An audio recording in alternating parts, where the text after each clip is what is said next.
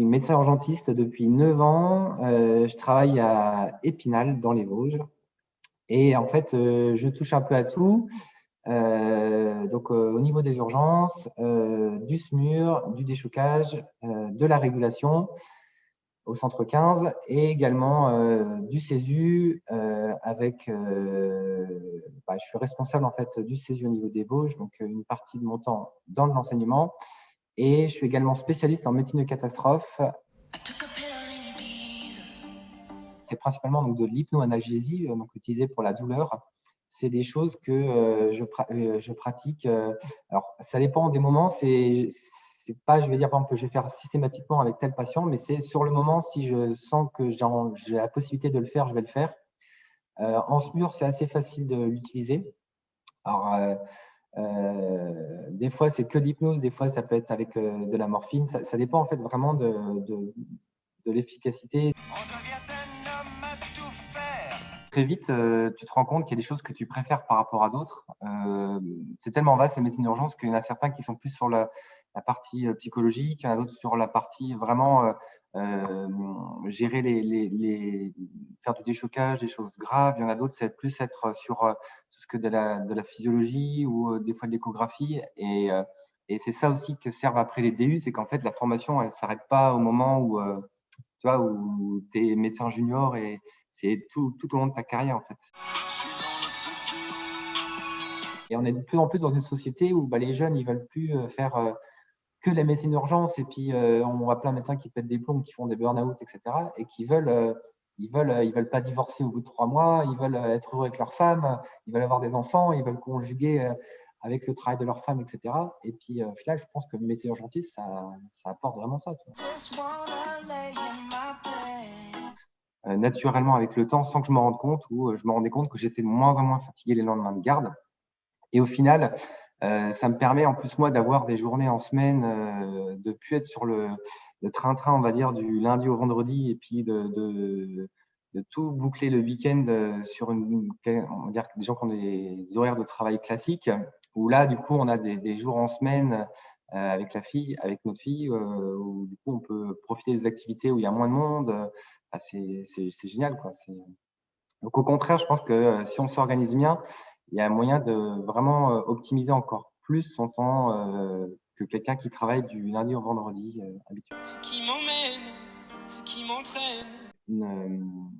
Une jeune femme qui a, donc c'était son 4e enfant, c'était pas le premier, mais qui avait expulsé en fait à 5 mois de grossesse, elle a expulsé en fait l'œuf, en fait, le placenta avec le bébé qui était encore dedans. Totalement expulsé en fait. Donc il y avait plus de 30 minutes de route. Donc là, le temps qu'on arrive, c'était très loin. Le bébé était déjà en arrêt cardiaque à ce moment-là. On était à même pas 5 mois, donc en fait, il n'était pas viable à ce moment-là. Mais quand tu arrives sur place, tu vois le bébé qui est dans la poche, tu as l'impression qu'il bouge encore. Voilà, et sur le moment, on a dû carrément sortir le nouveau-né en fait de la poche.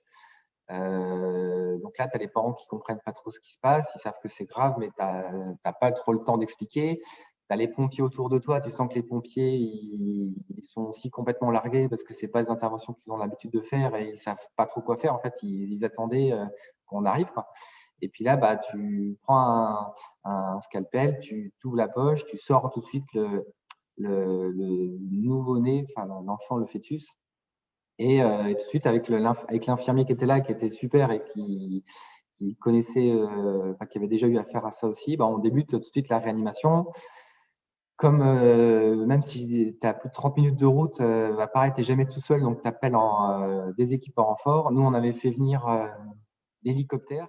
L'hélicoptère se posait sur le stade de foot. Alors, il avait fallu retourner dans le VSAV avec le bébé qu'on était en train de réanimer. La mère qui était à côté, qui comprenait, on essayait d'expliquer, mais on sent bien que on ne pouvait pas prendre le temps en fait, de lui expliquer.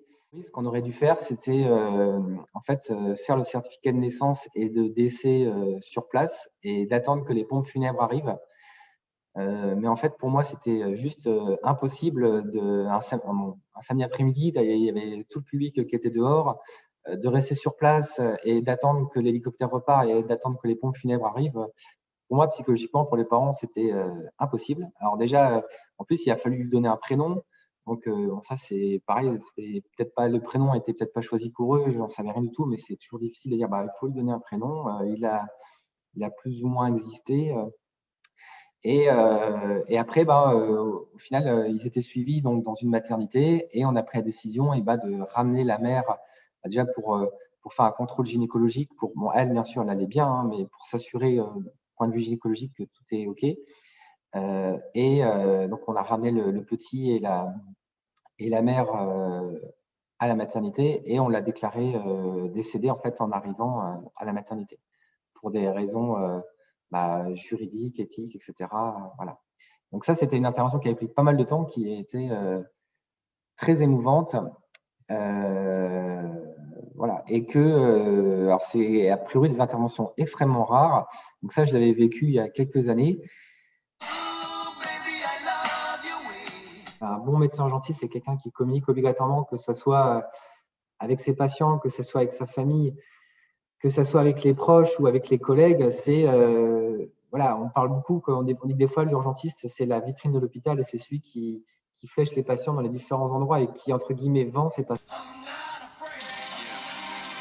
De ne pas supporter l'imprévu, en fait. Et ça, ça peut être du mauvais stress, je pense, à long terme. Et à partir du moment où on va au travail les matins parce qu'on a la boule au ventre, parce qu'on a peur que les choses ne se passent pas comme ça pourrait se passer, c'est pas bon, en fait. Profiter, pour moi, c'est vraiment le secret du bonheur, c'est de profiter des petits instants de ce moment qu'on a passé ensemble, du café que tu vas boire avec tes collègues ou du petit rayon de soleil de quand tu sors de la garde. C'est ce moment-là qui fait que tu es vivant et que tu es heureux d'être là, quoi. Donc, soyez heureux, quoi. Ton ami, c'est moi. À ce moment-là, là, tu as une espèce de fierté à l'intérieur de toi parce que tu dis, mais voilà, j'ai réussi tout ça.